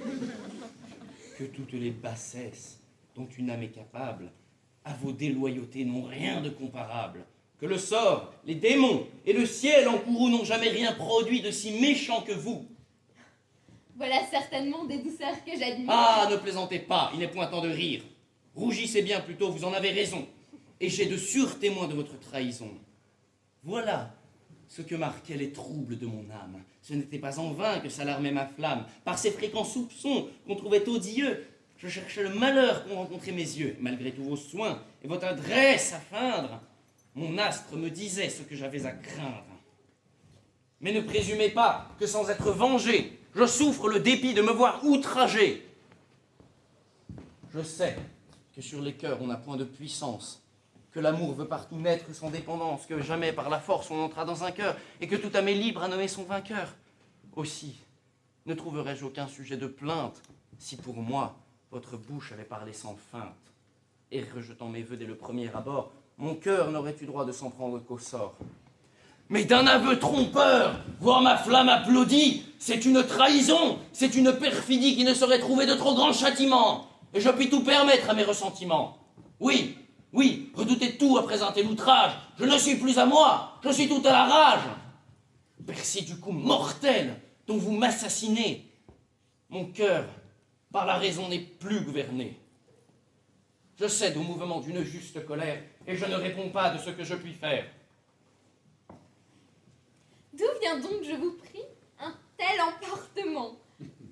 Avez-vous, dites-moi, perdu le jugement? Oui, je l'ai perdu lorsque dans votre vue j'ai pris pour mon malheur le poison qui me tue, et que j'ai cru trouver quelque sincérité dans les traîtres appâts dont je fus enchanté. Mais de quelle trahison pouvez-vous donc vous plaindre? Ah, que ce cœur est double, et c'est bien l'art de feindre. Mais pour le mettre à bout, j'ai des moyens tout prêts. Jetez ici les yeux, et connaissez vos traits. Ce billet découvert suffit pour vous confondre, et contre ce témoin on n'a rien à répondre. Voilà donc le sujet qui vous trouble l'esprit? Vous ne rougissez pas en voyant cet écrit? Et par quelle raison faut-il que j'en rougisse? Quoi? Vous joignez ici l'audace à l'artifice? Le désavouerez-vous pour n'avoir point de sein? Pourquoi désavouer un billet de ma main? Et vous pouvez le voir, sans demeurer confuse, du crime dont vers moi son style vous accuse. Vous êtes, sans mentir, un grand extravagant. Quoi? Vous bravez ainsi ce témoin convaincant, et ce qu'il m'a fait voir de douceur pour honte n'a donc rien qui m'outrage et qui vous fasse honte. Honte? Qui vous dit que la lettre est pour lui? Les gens qui dans mes mains l'ont remise aujourd'hui. Mais je veux consentir qu'elle soit pour un autre. Mon cœur en a-t-il moins à se plaindre du vôtre? En serez-vous vers moi moins coupable, en effet? Mais si c'est une femme à qui va ce billet, en quoi vous blesse-t-il? Et qu'y a-t-il de coupable? Ah, le détour est bon, et l'excuse admirable. Je ne m'attendais pas, je l'avoue, à ce trait, et me voilà par là, convaincu tout à fait. Osez-vous recourir à ces ruses grossières? Et croyez-vous les gens si privés de lumière? Voyons un peu par quel biais, de quel air vous voulez soutenir un mensonge si clair, et comment vous pourrez tourner pour une femme tous les mots d'un billet qui montre tant de flammes. Ajustez, pour couvrir un manquement de foi, ce que je m'en vais lire. Il ne me plaît pas, moi. Je vous trouve plaisant d'user d'un tel empire et de me dire au nez ce que vous m'osez dire. Non, sans s'emporter. Prenez un peu souci de me justifier les termes que voici. Non, je n'en veux rien faire. Et dans cette occurrence, tout ce que vous croirez m'est de peu d'importance. De grâce, montrez-moi, je serai satisfait. Qu'on peut pour une femme expliquer ce billet. Non, il est pour Oronte. Et je veux qu'on le croie. Je reçois tous ses soins avec beaucoup de joie. J'admire ce qu'il dit, j'estime ce qu'il est, et je tombe d'accord de tout ce qui vous plaît. Faites, prenez parti, que rien ne vous arrête, et ne me rompez pas davantage de la tête. Ciel, rien de plus cruel peut-il être inventé, et jamais cœur fut-il de la sorte traité. Quoi? D'un juste coup où je suis ému contre elle, c'est moi qui me viens plaindre, et c'est moi qu'on querelle. On pousse ma douleur et mes soupçons à bout, on me laisse tout croire, on fait gloire de tout, et cependant, mon cœur est encore assez lâche pour ne pouvoir briser la chaîne qui l'attache, et pour ne pas s'armer d'un généreux mépris contre l'ingrat objet dont il est trop épris. Défendez-vous au moins d'un crime qui m'accable, et cessez d'affecter d'être envers moi coupable. Rendez-moi, s'il se peut, ce billet innocent. À vous prêter les mains, ma tendresse consent. Efforcez-vous ici de paraître fidèle, et je m'efforcerai, moi, de vous croire tel. Allez, vous êtes fou dans vos transports jaloux et ne méritez pas l'amour qu'on a pour vous. Je voudrais bien savoir qui pourrait me contraindre à descendre pour vous aux bassesses de feindre. Et pourquoi, si mon cœur penchait d'autre côté, je ne le dirais pas avec sincérité. Allez, de tels soupçons méritent ma colère, et vous ne valez pas que l'on vous considère. Je suis sotte, et veux mal à ma simplicité de conserver encore pour vous quelque bonté. Je devrais autre part attacher mon estime, et vous faire un sujet de plainte légitime. Ah, traîtresse, mon faible est étrange pour vous. Vous me trompez sans doute avec des mots si doux. Mais il n'importe, il faut suivre ma destinée. À votre foi, mon âme est tout abandonnée. Je veux voir jusqu'au bout quel sera votre cœur. Et si de me trahir, il aura la noirceur. Non, vous ne m'aimez point comme il faut que l'on aime. Ah, rien n'est comparable à mon amour extrême. Et dans l'ardeur qu'il a de se montrer à tous, il va jusqu'à former des souhaits contre vous. Oui, je voudrais qu'aucun ne vous trouvât aimable, que vous fussiez réduite en un sort misérable, que le ciel en naissant ne vous eût donné rien, que vous n'ayez ni rang, ni naissance, ni bien, afin que de mon cœur l'éclatant sacrifice vous pût d'un pareil sort réparer l'injustice, et que j'eusse la joie et la gloire en ce jour de vous voir tenir tout des mains de mon amour. C'est me vouloir du bien d'une étrange manière. Me préserve le ciel que vous n'ayez matière. Voici Monsieur Dubois, plaisamment figuré. Que veut cet équipage et cet air effaré? Monsieur, Eh bien, voici bien les mystères. qu'est-ce? Nous sommes mal, monsieur, dans nos affaires. Quoi? Parlerai-je? Oui, parle et promptement. N'y a-t-il point là quelqu'un? Ah, Ah, que d'amusement. Veux-tu parler? monsieur, il faut faire en retraite. Comment? Je vous dis qu'il faut d'ici déloger cette trompette. Hein. Et pourquoi? Je vous dis qu'il faut quitter ce lieu. Hein. Ah, la cause! Il faut partir, monsieur, ça ne dira Dieu. Hein. Ah, mais par quelle raison me tiens-tu ce langage? Raison, monsieur, qu'il faut plier bagage. Ah, je te casserai la tête, assurément, si tu ne veux marot t'expliquer autrement. Monsieur, un homme noir et d'habit et de mine est venu nous laisser jusque dans la cuisine un papier griffonné d'une telle façon qu'il faudrait pour le lire être pique démon. Hein. C'est de votre procès et je n'en fais aucun doute, mais le diable d'enfer, je crois, n'y verrait goutte. Eh bien quoi? Ce papier, qu'a-t-il à démêler, traître, avec le départ dont tu viens me parler? C'est pour vous dire ici, monsieur, qu'une heure ensuite, un homme qui souvent vous vient rendre visite est venu vous chercher avec empressement et ne vous trouvant pas, m'a chargé doucement, sachant que je vous sers avec beaucoup de zèle, de vous dire... attendez... comment est-ce qu'il s'appelle? Laisse-la son nom, traître, et dis ce qu'il t'a dit! C'est un de vos amis. Enfin, cela suffit. Il m'a dit que d'ici votre péril vous chasse et que d'être arrêté, le sort vous y menace. Mais quoi? N'a-t-il voulu te rien spécifier? Non. Il m'a demandé de l'encre et du papier. Ah! Et vous a fait un mot où vous pourrez, je pense, du fond de ce mystère, avoir la connaissance. Donne-le donc. Ah.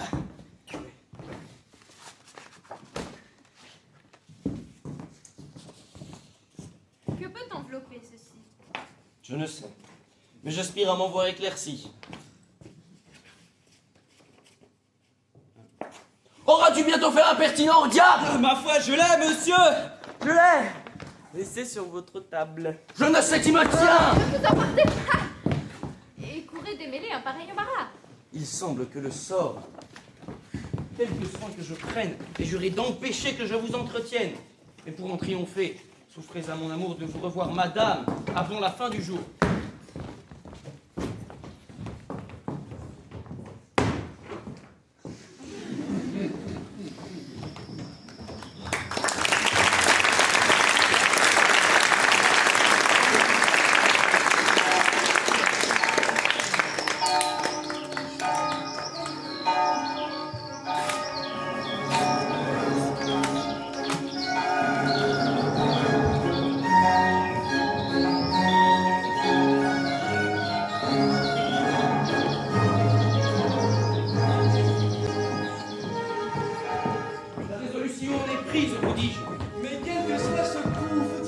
vous oblige. Non, vous avez beau faire et vous me raisonnez, rien de ce que je dis ne peut me détourner. Trop de perversité règne au siècle où nous sommes, et je veux me tirer du commerce des hommes. Quoi? Contre ma partie, on voit tout à la fois l'honneur, la probité, la pudeur et les lois. On publie en tout lieu l'équité de ma cause. Sur la foi de mon droit, mon âme se repose. Cependant, je me vois trompé par le succès. J'ai pour moi la justice et je perds mon procès. Un traître dont on sait la scandaleuse histoire est sorti triomphant d'une fausseté noire. Toute la bonne foi cède à sa trahison. Il trouve, en m'égorgeant, moyen d'avoir raison. Le poids de sa grimace où brille l'artifice renverse le bon droit et tourne la justice. Il fait, par un arrêt, couronner son forfait. Et non content encore du tort que l'on me fait, il court parmi le monde un livre abominable, et de qui la lecture est même condamnable, un livre à mériter la dernière rigueur, dont le fourbe a le front de me faire l'auteur. Et là-dessus, on voit Oronte qui murmure et tâche méchamment d'appuyer l'imposture. Lui, qui d'un honnête homme en la cour tient le rang, à qui je n'ai rien fait qu'être sincère et franc, qui me vient malgré moi d'une ardeur empressée sur des vers qu'il a fait demander ma pensée, et parce que j'en use avec honnêteté, et ne veut le trahir lui ni la vérité, il aide à m'accabler d'un crime imaginaire. Le voilà devenu mon plus grand adversaire. Et jamais de son cœur je n'aurai de pardon pour n'avoir pas trouvé que son sonnet fut bon. Et les hommes morbleu sont faits de cette sorte. C'est à ces actions que la gloire les porte. Voilà la bonne foi, le zèle vertueux, la justice et l'honneur que l'on trouve chez eux. Allons, c'est trop souffrir ces chagrins qu'on nous forge. Tirons-nous de ce bois et de ce coupe-gorge, puisqu'entre humains ainsi vous vivez en vrai loup. Traître, vous ne m'aurez de ma vie avec vous. Je trouve un peu bien prompt le dessein où vous êtes. Et tout le mal n'est pas si grand que vous le faites. Ce que votre parti ose vous imputer n'a point eu le crédit de vous faire arrêter. On voit son fort rapport lui-même se détruire, et c'est une action qui pourrait bien lui nuire. Lui De semblable tour, il ne craint point l'éclat. Il a permission d'être franc scélérat. Et loin qu'à son crédit nuise cette aventure, on l'enverra demain en meilleure posture. Enfin, il est constant qu'on n'a point trop donné au bruit que contre vous sa malice a tourné. De ce côté déjà, vous n'avez rien à craindre. Et pour votre procès, dont vous pouvez vous plaindre, il vous est en justice aisé d'y revenir, et contre cet arrêt... Non, je veux m'y tenir. Quelque sensible tort qu'un tel arrêt me fasse, je me garderai bien de vouloir qu'on le casse. On y voit trop à plein le bon droit maltraité, et je veux qu'il demeure à la postérité comme une marque insigne, un fameux témoignage de la méchanceté des hommes de notre âge. Ce sont 20 000 francs qu'il m'en pourrait coûter, mais pour 20 000 francs, j'aurais droit de pester contre l'iniquité de la nature humaine, et de nourrir pour elle une immortelle haine. Mais enfin, tous vos soins sont superflus. Que pouvez-vous, monsieur, me dire là-dessus? Aurez-vous bien le front de me vouloir en face excuser les horreurs de tout ce qui se passe? Non, je demeure d'accord de tout ce qu'il vous plaît. Tout marche par cabale et par pur intérêt. Ce n'est plus que la ruse aujourd'hui qui l'emporte. Et les hommes devraient être faits d'autre sorte, mais est-ce une raison que leur peu d'équité pour vouloir se tirer de leur société? Tous ces défauts humains nous donnent dans la vie des moyens d'exercer notre philosophie. Et c'est le plus bel emploi que trouve la vertu. Et si de probité tout était revêtu, si tous les cœurs étaient francs, justes et dociles, la plupart des vertus nous seraient inutiles. En beaux raisonnements, vous abondez toujours. Mais vous perdez le temps et tous vos beaux discours. La raison, pour mon bien, veut que je me retire. Je n'ai point sur ma langue un assez grand empire. De ce que je dirai, je ne répondrai pas, et je me jetterai sans chose sur les bras. Laissez-moi, sans dispute, attendre Célimène. Il faut qu'elle consente au dessein qui m'amène. Je veux voir si son cœur a de l'amour pour moi, et c'est ce moment-ci qui doit m'en faire foi. Montons chez Éliante, attendons sa venue. Non, de trop de soucis, je me sens l'âme émue. Allez-vous en la voir, et me laissez enfin dans ce petit coin sombre, avec mon noir chagrin. C'est une compagnie étrange pour attendre. Je vais obliger Éliante à descendre. Oui, Ainsi par des nœuds si doux, madame, vous voulez m'attacher tout à vous. Il me faut de votre âme une pleine assurance. Un amant là-dessus ne me point qu'on balance. Si l'ardeur de mes feux a pu vous émouvoir, vous ne devez point feindre à me le faire revoir. Et la preuve, après tout, que je vous en demande, c'est de ne plus souffrir qu'Alceste vous prétende, de le sacrifier, madame, à mon amour, et de chez vous, enfin, le bannir dès ce jour.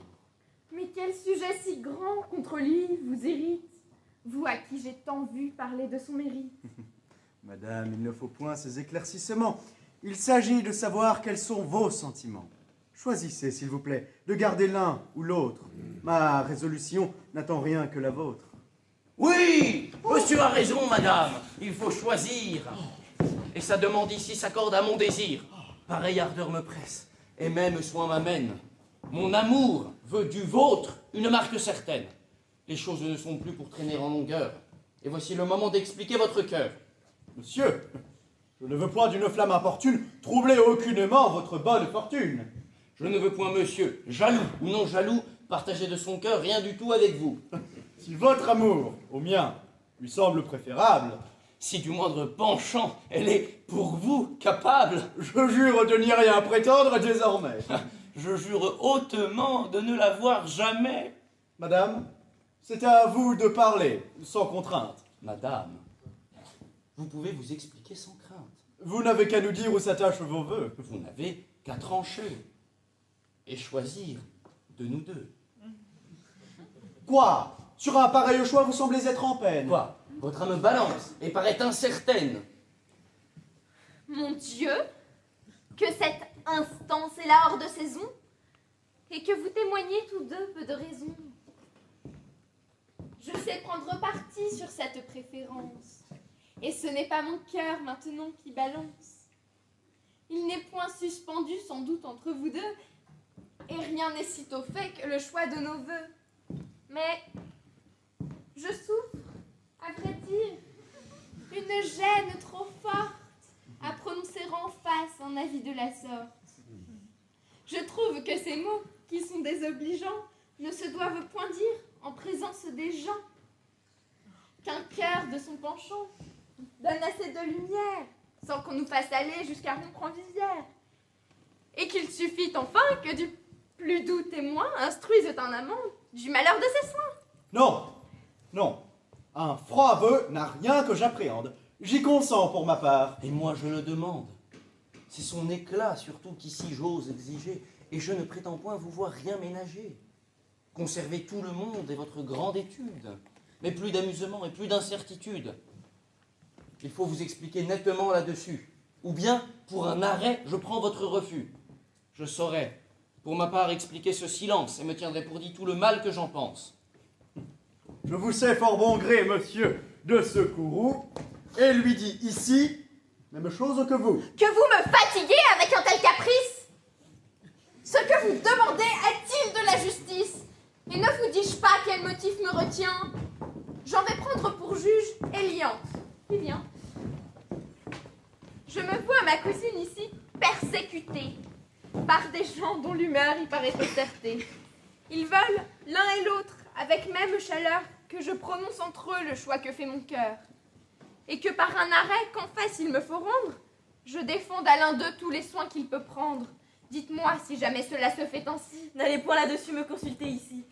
Peut-être y pourriez-vous être mal adressé, et je suis pour les gens qui disent leurs pensées. Ah, madame, c'est en vain que vous vous défendez. Tous vos détours ici seront mal secondés. Il faut parler et lâcher la balance. Il ne faut que poursuivre à garder le silence. Je ne veux qu'un seul mot pour finir nos débats. Et moi je vous entends si vous ne parlez pas. Madame, nous venons tous deux sans vous déplaire éclaircir avec vous une petite affaire. Fort à propos, monsieur. Vous vous trouvez ici, vous êtes mêlé dans cette affaire aussi. Madame, vous serez surprise de ma vue. Mais ce sont ces messieurs qui causaient ma venue. Tous deux, ils m'ont trouvée et se sont plaints à moi d'entrer à qui mon cœur ne saurait prêter foi. J'ai du fond de votre âme une trop haute estime pour vous croire jamais coupable d'un tel crime. Mes yeux ont démenti leurs témoins les plus forts. Et l'amitié passant sur de petits discords, j'ai bien voulu chez vous leur faire compagnie pour vous voir vous laver de cette calomnie. Oui, madame, Voyons d'un esprit adouci comment vous vous prendrez à soutenir ceci.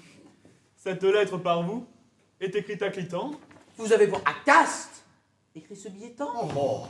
Messieurs, ces traits pour vous n'ont point d'obscurité, et je ne doute pas que sa civilité à connaître sa main n'ait trop su vous instruire. Mais ceci vaut assez la peine de le lire. Vous êtes un étrange homme. Monsieur, de condamner mon enjouement et de me reprocher que je n'ai jamais tant de joie que lorsque je ne suis pas avec vous. Il n'y a rien de plus injuste. Et si vous ne venez bien vite me demander pardon de cette offense, je ne vous la pardonnerai de ma vie. Notre grand Flandrin de vicomte, il devrait être ici. Notre grand Flandrin de vicomte, par qui vous commencez vos plaintes, est un homme qui ne saurait me revenir. Et depuis que je l'ai vu 3/4 d'heure durant, cracher dans un puits pour faire des ronds, je n'ai jamais pu prendre bonne opinion de lui. Pour le petit marquis, c'est moi-même, messieurs, sans nulle vanité. Pour le petit marquis qui me tint hier longtemps la main, je trouve qu'il n'y a rien de si mince que toute sa personne. Et ce sont de ses mérites qui n'ont que la cape et l'épée. Pour l'homme au ruban vert, à vous le dire, monsieur. Pour l'homme au ruban vert, il me divertit quelquefois avec ses brusqueries et son chagrin bourru. Mais il est sans moment où je le trouve le plus fâché du monde. Et pour l'homme à la veste, voici votre paquet. Et pour l'homme à la veste, qui s'est jeté dans le bel esprit et veut être auteur malgré tout le monde, je ne puis me donner la peine d'écouter ce qu'il dit. Et sa prose me fatigue autant que ses vers. Mettez-vous donc en tête que je ne me divertis pas toujours si bien que vous pensez, que je vous trouve à dire plus que je ne voudrais dans toutes les parties où l'on m'entraîne, et que c'est un merveilleux assaisonnement au plaisir qu'on goûte que la présence des gens qu'on aime. Oui. Me voici maintenant, moi. Votre Clitandre, dont vous me parlez, qui fait tant le doucereux, est le dernier des hommes pour qui j'aurai de l'amitié. Il est extravagant de se persuader qu'on l'aime, et vous l'êtes de croire qu'on ne vous aime pas. Changez, pour être raisonnable, vos sentiments contre les siens, et voyez-moi le plus que vous pourrez pour m'aider à porter le chagrin d'en être obsédé. D'un fort beau caractère, voilà le modèle, madame. Et vous savez comment cela s'appelle? Il suffit. Nous allons l'un et l'autre en tout lieu montrer de votre cœur le portrait glorieux. J'aurai de quoi vous dire, et belle est la matière, mais je ne vous tiens pas digne de ma colère. Et je vous ferai voir que les petits marquis ont pour se consoler des cœurs du plus haut prix. Quoi? De cette façon, je vois qu'on me déchire, après tout ce qu'à moi je vous ai vu m'écrire, et votre cœur paré de beaux semblants d'amour. Ah, tout le genre humain se promet, tour à tour. Allez, j'étais trop dupe, et je vais ne plus l'être. Vous me faites un bien me faisant vous connaître, et j'y trouve un cœur qu'ainsi vous me rendez, et profite de ma vengeance qu'ainsi vous me rendez. Monsieur, je ne fais plus d'obstacle à votre flamme, et vous pouvez conclure affaire avec madame. Certes, voilà le trait du monde le plus noir. Je ne m'en saurais taire, et me sens émouvoir. Voit-on des procédés qui soient pareils aux vôtres? Je ne prends point de part aux intérêts des autres. Mais monsieur, qui chez vous fixez votre bonheur, un homme comme lui, de mérite et d'honneur, et qui vous chérissez avec idolâtrie, devrait-il... Laissez-moi, madame, je vous prie, vider mes intérêts moi-même là-dessus, et ne vous chargez point de ces soins superflus. Mon cœur a beau vous voir prendre ici sa querelle, il n'est point en état de payer ce grand zèle. Et ce n'est pas à vous que je pourrais songer, si par un autre choix je cherche à me venger. Et croyez-vous, monsieur, qu'on ait cette pensée, et que de vous avoir on soit tant empressé? Je vous trouve un esprit bien plein de vanité, si de cette créance il puisse être flatté. Le rebut de madame est une marchandise, dont on aurait grand tort d'être si fort éprise. Détrompez-vous de grâce et portez-le moins haut. Ce ne sont pas des gens comme moi qu'il vous faut. Et vous feriez bien mieux de soupirer pour elle. Et je brûle de voir une union si belle. Eh bien, je me suis tu malgré ce que je vois. Et j'ai laissé parler tout le monde avant moi. Et je pris sur moi-même un assez long empire. Et puis-je maintenant... Oui. Vous pouvez tout dire. Vous en êtes en droit lorsque vous vous plaindrez et de me reprocher tout ce que vous voudrez. J'ai tort, je le confesse, et mon âme confuse ne cherche à vous payer d'aucune vaine excuse. J'ai des autres ici méprisé le courroux. Mais je tombe d'accord de mon crime envers vous. Votre ressentiment, sans doute, est raisonnable. Je sais combien je dois vous paraître coupable. Que toute chose dit que j'ai pu vous trahir, et qu'enfin vous avez sujet de me haïr. Faites-le, j'y consens. Et le puis-je, traîtresse? Puis-je ainsi triompher de toute ma tendresse? Et quoiqu'avec ardeur je veuille vous haïr, trouvais-je un cœur en moi tout prêt à m'obéir? Vous voyez ce que peut une indigne tendresse. Je vous fais tous deux témoins de ma faiblesse. Oui, je veux bien, perfide, oublier vos forfaits. J'en saurai dans mon âme excuser tous les traits. Pourvu que votre cœur veuille donner les mains au dessein que je fais de fuir tous les humains, et que dans mon désert, où j'ai fait vœu de vivre, vous soyez sans tarder résolus à me suivre. C'est par là, seulement, que dans tous les esprits vous pouvez réparer le mal de vos écrits, et qu'après cet éclat, qu'un noble cœur aborde, il peut m'être permis de vous aimer encore. Moi? Renoncer au monde avant que de vieillir, et dans votre désert, aller m'ensevelir. Mais s'il faut qu'à mes feux votre flamme réponde, que doit vous importer tout le reste du monde? Vos désirs avec moi ne sont-ils pas contents? La solitude effraie une âme de 20 ans. Je ne sens point la mienne assez grande, assez forte, pour me résoudre à prendre un dessein de la sorte. Si le ton de ma main peut contenter vos vœux, je pourrais me résoudre à serrer de tels nœuds et l'y mettre... Non! Mon cœur à présent vous déteste. Et ce refus lui seul fait plus que tout le reste. Puisque vous n'êtes point en des liens si doux, vous trouvez tout en moi, comme moi tout en vous. Allez, je vous refuse. Et ce sensible outrage de vos indignes fers à jamais me dégage.